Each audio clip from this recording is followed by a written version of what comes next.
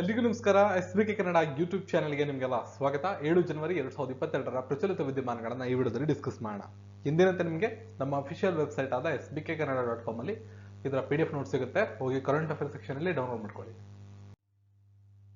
ಮೊದಲನೇದಾಗಿ ಜನವರಿ 6 world day for war orphans, ಯುದ್ಧ ಅನಾಥ ಮಕ್ಕಳಿಗಾಗಿ ವಿಶ್ವ ದಿನವನ್ನು ಆಚರಣೆ ಮಾಡ್ತಾರೆ. ಈ ದಿನ ಈ ಅನಾಥ ಮಕ್ಕಳು ಎದುರಿಸ್ತಿರ್ತಕ್ಕಂಥ ಸವಾಲುಗಳ ಶ್ರೇಣಿಯನ್ನ ಎತ್ತಿ ತೋರಿಸುತ್ತೆ. ಜಾಗತಿಕವಾಗಿ ಲಕ್ಷಾಂತರ ಮಕ್ಕಳು ಯುದ್ಧ ಕಾಲದ ಸಮಯದಿಂದ ತಂದೆ ತಾಯಿಗಳನ್ನ ಕಳ್ಕೊತಾರೆ, ಅನಾಥರಾಗ್ತಾರೆ. ಅವರ ನಂತರದ ಜೀವನ, ಅವರ ಕಷ್ಟದ ಬದುಕು, ಭಾವನಾತ್ಮಕ ಬದುಕು, ದೈಹಿಕವಾಗಿ ಎಷ್ಟು ನಿರ್ಲಕ್ಷ್ಯಕ್ಕೆ ಒಳಗಾಗ್ತಾರೆ ಅನ್ನೋದ್ರ ಬಗ್ಗೆ ಸಾರ್ವಜನಿಕರಿಗೆ ಜಾಗೃತಿಯನ್ನ ಮೂಡಿಸೋದಕ್ಕೋಸ್ಕರ ಈ ದಿನವನ್ನ ಆಚರಣೆ ಮಾಡಲಾಗುತ್ತೆ. ಈ ದಿನವನ್ನ ಫ್ರೆಂಚ್ ಸಂಸ್ಥೆಯಾದ ಸಾಸ್ ಎನ್ಫ್ಯಾಂಟ್ ಎನ್ ಡಿಗ್ರೆಸಸ್ ಅನ್ನೋ ಒಂದು ಸಂಸ್ಥೆ ದುಃಖದ ಬಗ್ಗೆ ಜಾಗೃತಿ ಮೂಡಿಸೋದಕ್ಕೆ ಮತ್ತು ಅವರ ಭವಿಷ್ಯವನ್ನ ಉತ್ತಮಗೊಳಿಸೋದಕ್ಕೋಸ್ಕರ ಪ್ರತಿ ವರ್ಷ ಆಚರಣೆ ಮಾಡ್ತಿದೆ. ಯುನೈಟೆಡ್ ನೇಷನ್ ಚಿಲ್ಡ್ರನ್ ಫಂಡ್ ಅಂತ ನಿಮಗೆಲ್ಲ ಗೊತ್ತಿದೆ, ಯುನೆಸೆಫ್. ಇದು ಮಕ್ಕಳಿಗೆ ಸಂಬಂಧಪಟ್ಟಂಗೆ ವಿಶ್ವಸಂಸ್ಥೆಯಲ್ಲಿರ್ತಕ್ಕಂಥ ಒಂದು ಸಂಸ್ಥೆ ಆಗಿದೆ. ಇದು ಸ್ಥಾಪನೆ ಆಗಿದ್ದು 11 ಡಿಸೆಂಬರ್ 1946 ಅಮೆರಿಕಾದ ನ್ಯೂಯಾರ್ಕ್ ಅಲ್ಲಿ ಕೇಂದ್ರ ಕಚೇರಿ. ಇದು 191 ಸದಸ್ಯ ರಾಷ್ಟ್ರಗಳನ್ನ ಹೊಂದಿದೆ. ಇನ್ನು ಯುದ್ಧ ಅನಾಥರಿಗೆ ವಿಶ್ವ ದಿನ, ಇದಕ್ಕೆ ಸಂಬಂಧಪಟ್ಟಂಗೆ ಒಂದು ಆರ್ಟಿಕಲ್ ನಲ್ಲಿ ಆಡ್ ಮಾಡಲಾಗಿದೆ, ತಪ್ಪದೆ ಓದ್ಕೊಳ್ಳಿ. ಜೊತೆಗೆ ರೀಸೆಂಟ್ ಆಗಿ ದಿನಗಳಿಗೆ ಸಂಬಂಧಪಟ್ಟಂಗೆ ಜನವರಿ 1ರಂದು DRDOದ ಸಂಸ್ಥಾಪನಾ ದಿನವನ್ನು ಆಚರಣೆ ಮಾಡ್ತೀವಿ, ಜಾಗತಿಕ ಕುಟುಂಬ ದಿನ. ಮತ್ತು 4ನೇ ತಾರೀಕು ದೃಷ್ಟಿಹೀನರಿಗೋಸ್ಕರ ಲಿಪಿಯನ್ನ ತಯಾರು ಮಾಡಿದ್ರಲ್ಲ, ವಿಶ್ವ ಬ್ರೈಲಿ ದಿನ ಅಂತ ಕರಿತೀವಿ. ಬ್ರೈಲಿ ಲಿಪಿಯನ್ನ ತಯಾರು ಮಾಡಲಾಗಿತ್ತು. ಸೊ ಅದನ್ನ ಸಂಶೋಧನೆ ಮಾಡಿದಂತ ಸಂಶೋಧಕರ ದಿನವನ್ನ ನಾವು ವಿಶ್ವ ಬ್ರೈಲಿ ದಿನ ಅಂತ ಜನವರಿ 4ರಂದು ಆಚರಿಸ್ತೇವೆ. PSA ವರ್ಲ್ಡ್ ರ್ಯಾಂಕಿಂಗ್ ಅಗ್ರ 10ರಲ್ಲಿ ಜೋಶ್ನಾ ಚಿನ್ನಪ್ಪ. ಭಾರತದ ಪ್ರಮುಖ ಸ್ಕ್ವಾಷ್ ಆಟಗಾರ್ತಿ ಜೋಶ್ನಾ ಚಿನ್ನಪ್ಪ ಅವರು PSA ವಿಶ್ವ ರ್ಯಾಂಕಿಂಗ್ ನಲ್ಲಿ ಅಗ್ರ 10ಕ್ಕೆ ವಾಪಸ್ಸಾಗಿದ್ದಾರೆ.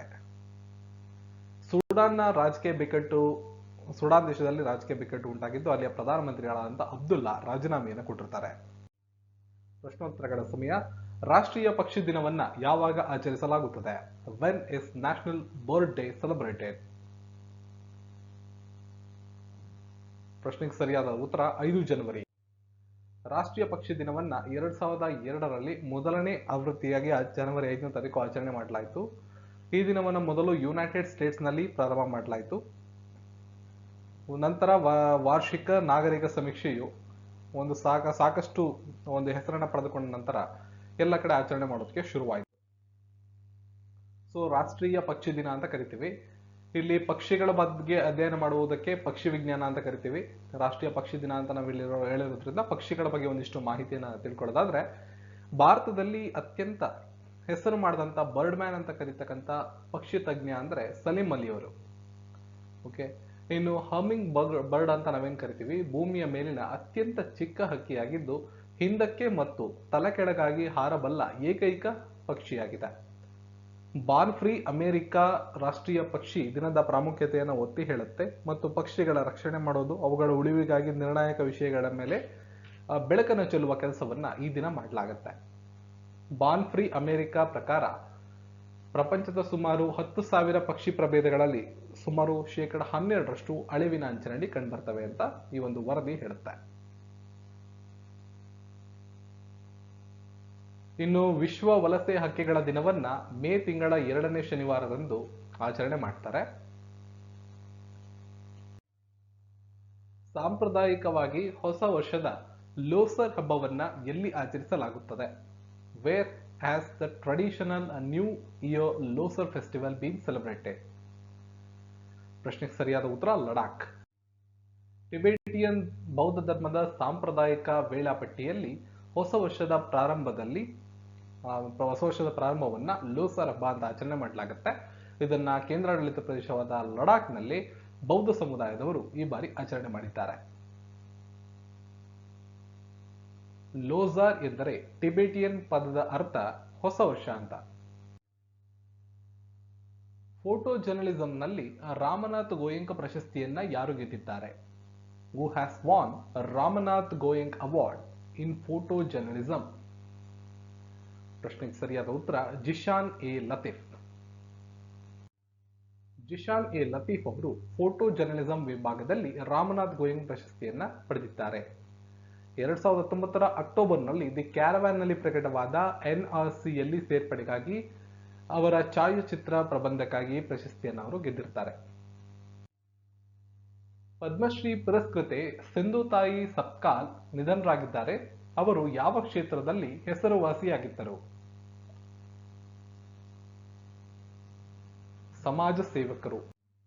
ಹೆಸರಾಂತ ಸಾಮಾಜಿಕ ಕಾರ್ಯಕರ್ತೆ ಮತ್ತು ಪದ್ಮಶ್ರೀ ಪ್ರಶಸ್ತಿ ಪುರಸ್ಕೃತೆಯಾದ ಸಿಂಧುತಾಯಿ ಸತ್ಕಾಲ್ ಪುಣೆಯ ಆಸ್ಪತ್ರೆಯಲ್ಲಿ ಹೃದಯ ಸ್ತಂಭನದಿಂದ ಜನವರಿ 4, 2022ರಂದು ನಿಧನರಾಗಿದ್ದಾರೆ. ಮುಂದಿನ ಪ್ರಶ್ನೆ, ವಿಶ್ವಸಂಸ್ಥೆಯ ಭಯೋತ್ಪಾದನಾ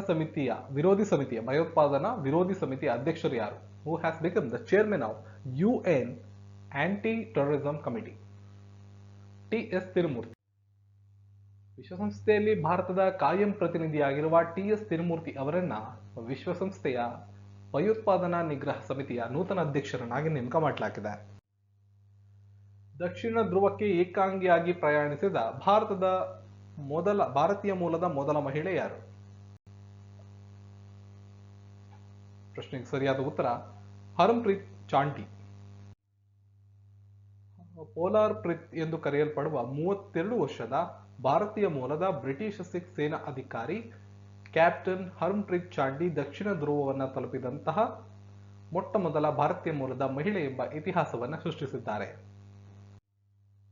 ಒಮಿಕ್ರಾನ್ ರೂಪಾಂತರಗಳನ್ನು ಪರೀಕ್ಷಿಸಲು ಮೊದಲ ಸ್ಥಳೀಯ ಕಿಟ್ ಇತ್ತೀಚೆಗೆ ಅನುಮೋದನೆಗೊಂಡಿದೆ. ಅದರ ಹೆಸರೇನು?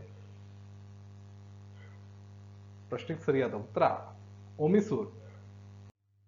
Indian council of medical research ಅವರು ಕೊರೋನಾ ವೈರಸ್ನ ರೂಪಾಂತರಿಯಾದ ಒಮಿಕ್ರಾನ್ನ ಪತ್ತೆ ಹಚ್ಚೋದಕ್ಕೆ ಅಭಿವೃದ್ಧಿಪಡಿಸಿದಂತಹ ಪರೀಕ್ಷಾ ಕಿಟ್ ಅನ್ನು ಅನುಮೋದಿಸಿದ್ದಾರೆ ರೀಸೆಂಟ್ ಆಗಿ. ಈ ಕಿಟ್ ಅನ್ನ ಟಾಟಾ ಮೆಡಿಕಲ್ ಮತ್ತು ಡಯಾಗ್ನೋಸಿಸ್ ಸಂಸ್ಥೆ ತಯಾರು ಮಾಡಿದ್ದು ಒಮಿಶೋರ್ ಅಂತ ಹೆಸರನ್ನಿಟ್ಟಿದೆ. US ನೌಕಾಪಡೆಯಲ್ಲಿ ಪರಮಾಣು ವಾಹಕವನ್ನ ಮುನ್ನಡೆಸಿದ ಮೊದಲ ಮಹಿಳೆ ಯಾರು? Who has become the first women to lead a nuclear carrier in US Navy?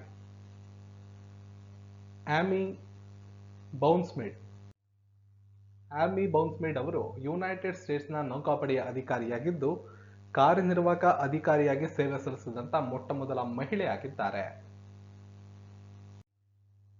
ಯಾವ ಪಾವತಿ ಬ್ಯಾಂಕು ಶೆಡ್ಯೂಲ್ಡ್ ಬ್ಯಾಂಕಿನ ಸ್ಥಿತಿಯನ್ನ ಪಡೆದುಕೊಂಡಿದೆ? Which payment bank has got the status of scheduled bank? Airtel ಪಾವತಿ ಬ್ಯಾಂಕ್. ಭಾರತೀಯ ರಿಸರ್ವ್ ಬ್ಯಾಂಕು RBI ಅವರು ಮಂಗಳವಾರ Airtel payment bank ಅನ್ನ ಭಾರತೀಯ ರಿಸರ್ವ್ ಬ್ಯಾಂಕ್ ಆಕ್ಟ್ 1934ರ 2ನೇ ವೇಳಾಪಟ್ಟಿಯಲ್ಲಿ ಸೇರಿಸಿಕೊಂಡಿದೆ. ಏರ್ಟೆಲ್ ಪೇಮೆಂಟ್ ಬ್ಯಾಂಕ್ ನಿಮಗೆಲ್ಲ ಗೊತ್ತಿರುವಂಗೆ ಭಾರತೀಯ ಪಾವತಿ ಬ್ಯಾಂಕ್ ಆಗಿದ್ದು ನವದೆಹಲಿಯಲ್ಲಿ ಕೇಂದ್ರ ಕಚೇರಿಯನ್ನು ಹೊಂದಿದೆ. ಭಾರತಿ ಏರ್ಟೆಲ್ ಕಂಪನಿಯ ಅಂಗಸಂಸ್ಥೆಯಾಗಿದ್ದು 5 ಜನವರಿ 2022ರಂದು RBIನ ಕಾಯ್ದೆ 1934ರ 2ನೇ ಶೆಡ್ಯೂಲ್ ಅಡಿಯಲ್ಲಿ ರಿಸರ್ವ್ ಬ್ಯಾಂಕ್ ಆಫ್ ಇಂಡಿಯಾದಿಂದ ನಿಗದಿತ ಬ್ಯಾಂಕ್ ಸ್ಥಾನಮಾನವನ್ನು ಪಡೆದುಕೊಂಡಿದೆ. ಯಾವ ರಾಜ್ಯದ ಗಂಜಮ್ ಜಿಲ್ಲೆಯನ್ನು ಈಗ ಬಾಲ್ಯ ವಿವಾಹ ಮುಕ್ತ ಎಂದು ಘೋಷಿಸಲಾಗಿದೆ? Ganjam district of which state has now been declared child marriage free? ಒಡಿಸ್ಸಾದ ಗಂಜಮ್ ತನ್ನನ್ನು ಬಾಲ್ಯ ವಿವಾಹ ಮುಕ್ತ ಜಿಲ್ಲೆ ಎಂದು ಘೋಷಿಸಿಕೊಂಡಿದ್ದು ರಾಜ್ಯದಲ್ಲಿ ಈ ಒಂದು ಘೋಷಣೆಯನ್ನು ಮಾಡಿಕೊಂಡ ಮೊದಲ ಜಿಲ್ಲೆಯಾಗಿದೆ. ಗಾಂಜಮ್ ಆಡಳಿತವು ಬಾಲ್ಯ ವಿವಾಹ ಮುಕ್ತ ಜಿಲ್ಲೆ ಎಂದು ಪರಿಶೀಲನೆ ಮಾಡಿದ ನಂತರ ಅಲ್ಲಿಯ ಟಾಸ್ಕ್ ಫೋರ್ಸ್ ಸಮಿತಿಯ ಸದಸ್ಯರು, ಸರ್ಪಂಚರು ಎಲ್ಲ ಮಾಹಿತಿಗಳನ್ನ ಸಂಗ್ರಹ ಮಾಡಿ ಶಿಫಾರಸನ್ನು ಮಾಡಲಾಗಿತ್ತು. ತದನಂತರ ಒಡಿಸ್ಸಾದ ಮೊಟ್ಟ ಮೊದಲ ಜಿಲ್ಲೆಯಾಗಿ ಹೊರಹೊಮ್ಮಿದೆ. ಮಹಾರಾಜ ವೀರ್ ವಿಕ್ರಮ್ ವಿಮಾನ ನಿಲ್ದಾಣದ ಹೊಸ ಟರ್ಮಿನಲ್ ಅನ್ನು ಪ್ರಧಾನಿ ಮೋದಿ ಎಲ್ಲಿ ಉದ್ಘಾಟಿಸಿದ್ದಾರೆ? ಪ್ರಶ್ನೆಗೆ ಸರಿಯಾದ ಉತ್ತರ ತ್ರಿಪುರಾದ ರಾಜಧಾನಿ ಅಗರ್ತಲಾದಲ್ಲಿ ಮಹಾರಾಜ ಬೀರ್ ಬಿಕ್ರಮ್ ನೂತನ ವಿಮಾನ ನಿಲ್ದಾಣವನ್ನ ಇಂಟಿಗ್ರೇಟೆಡ್ ಟರ್ಮಿನಲ್ ಅನ್ನ ಪ್ರಧಾನಿಗಳು ಉದ್ಘಾಟನೆ ಮಾಡಿದ್ದಾರೆ. ಅಮೆರಿಕ ಇಂಡಿಯಾ ಬಿಸಿನೆಸ್ ಕೌನ್ಸಿಲ್ನ ಮುಖ್ಯಸ್ಥರು ಯಾರು? Who has become the head of America India Business Council? Atul Kashyap. RBIನ ಹೊಸ ಕಾರ್ಯನಿರ್ವಾಹಕ ನಿರ್ದೇಶಕರಾಗಿ ಯಾರು ನೇಮಕಗೊಂಡಿದ್ದಾರೆ? Who has been appointed as new executive director of RBI? ಸರಿಯಾದ ಉತ್ತರ Ajay Kumar Chaudhary. The head of Starlink India resigned. What is his name? Starlink ಇಂಡಿಯಾದ ಮುಖ್ಯಸ್ಥರು ಇತ್ತೀಚೆಗೆ ರಾಜೀನಾಮೆಯನ್ನು ನೀಡಿದ್ದಾರೆ. ಅವರ ಹೆಸರೇನು? ಸಂಜಯ್ ಭಾರ್ಗವ್. ಯಾವ ಬ್ಯಾಂಕು ಆಫ್ಲೈನ್ ಡಿಜಿಟಲ್ ಪಾವತಿ ಚೌಕಟ್ಟನ್ನು ಬಿಡುಗಡೆ ಮಾಡಿದೆ? Which bank has release the offline digital payment framework? ಸರಿಯಾದ ಉತ್ತರ RBI. ಅಪ್ರಾಪ್ತರ ಮೇಲಿನ ಸೈಬರ್ ಅಪರಾಧ ದಾಳಿಯ ಪಟ್ಟಿಯಲ್ಲಿ ಕರ್ನಾಟಕ 3ನೇ ಸ್ಥಾನವನ್ನು ಪಡೆದುಕೊಂಡಿದೆ. ಮಹಾರಾಷ್ಟ್ರ ಅಗ್ರಸ್ಥಾನಿಯಾಗಿದೆ. 2020ನೇ ಸಾಲಿನಲ್ಲಿ ಅಪ್ರಾಪ್ತರ ವಿರುದ್ಧ ನಡೆದಂತ ಸೈಬರ್ ಅಪರಾಧದ ಪ್ರಕರಣದಲ್ಲಿ ಭಾರತದ ರಾಜ್ಯಗಳ ಪಟ್ಟಿಯಲ್ಲಿ ಕರ್ನಾಟಕ 3ನೇ ಸ್ಥಾನದಲ್ಲಿದೆ.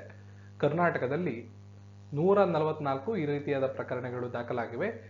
ದೇಶದಲ್ಲಿ 50,035 ಪ್ರಕರಣಗಳು ದಾಖಲಾಗಿವೆ. 2019ಕ್ಕೆ ಹೋಲಿಕೆ ಮಾಡಿದ್ರೆ 261% ಪ್ರಕರಣಗಳು 2020ಕ್ಕೆ ಹೆಚ್ಚಾಗಿದೆ ಅಂತ ರಾಷ್ಟ್ರೀಯ ಅಪರಾಧಗಳ ದಾಖಲೆ ಬ್ಯೂರೋ ಮಾಹಿತಿಯನ್ನು ನೀಡಿದೆ. ದಕ್ಷಿಣ ಧ್ರುವಕ್ಕೆ ಏಕಾಂಗಿ ಚರಣ, ಭಾರತೀಯ ನಾರಿಯ ಸಾಧನೆ. ಸೊ ಪ್ರಶ್ನೆಯಲ್ಲೂ ಕೂಡ ನಿಮಗೆ ಹೇಳಲಾಗಿತ್ತು. ಕ್ಯಾಪ್ಟನ್ ಹರಿನ್ಪ್ರೀತ್ ಚಾಂಡಿ, ಇಲ್ಲಿ ಚಿತ್ರವನ್ನು ನೋಡ್ತಿದ್ದೀರಾ, 32 ವರ್ಷದ ಭಾರತೀಯ ಮೂಲದ ಬ್ರಿಟಿಷ್ ಸೇನಾಧಿಕಾರಿ ದಕ್ಷಿಣ ಧ್ರುವಕ್ಕೆ ಏಕಾಂಗಿ ಚಾರಣ ಕೈಗೊಳ್ಳುವ ಮೂಲಕ ಸಾಧನೆ ಮಾಡಿದಂತ ಮೊಟ್ಟ ಮೊದಲ ಭಾರತೀಯ ಮೂಲದ ಮಹಿಳೆ ಎಂಬ ಇತಿಹಾಸವನ್ನ ಬರೆದಿದ್ದಾರೆ. ಪೋಲಾರ್ ಪ್ರಿತ್ ಅಂತ ಕೂಡ ಇವರನ್ನ ಕರೀತಾರೆ. 40 ದಿನಗಳಲ್ಲಿ 700 ಮೈಲು ಅಂದ್ರೆ 1127 ಕಿಲೋಮೀಟರ್ ದೂರವನ್ನ ಕ್ರಮಿಸಿ ತಮ್ಮ ಸಾಹಸ ಯಾತ್ರೆಯನ್ನ ಯಶಸ್ವಿಯಾಗಿ ಪೂರ್ಣಗೊಳಿಸಿದ್ದಾರೆ. ಡಾಕ್ಟರ್ ಆಲ್ಕಾ ಮಿತ್ತಲ್, ಇದನ್ನು ಕೂಡ ನೆನ್ನೆ ವಿಡಿಯೋದಲ್ಲಿ ನಿಮಗೆ ಹೇಳಿದ್ದೀನಿ. ONGC ಅಂತ ಕರಿತೀವಿ. ONGCಯ ಚೇರ್ಮನ್ ಮತ್ತು ವ್ಯವಸ್ಥಾಪಕ ನಿರ್ದೇಶಕಿಯಾಗಿ ಜವಾಬ್ದಾರಿಯನ್ನು ವಹಿಸಿಕೊಂಡಿದ್ದಾರೆ. ಈ ಮೂಲಕ ಸಂಸ್ಥೆಯ ಮೊದಲ ಮಹಿಳಾ ಮುಖ್ಯಸ್ಥೆ ಎಂಬ ಗೌರವವನ್ನು ಅವರು ಪಡ್ಕೊಂಡಿರ್ತಾರೆ.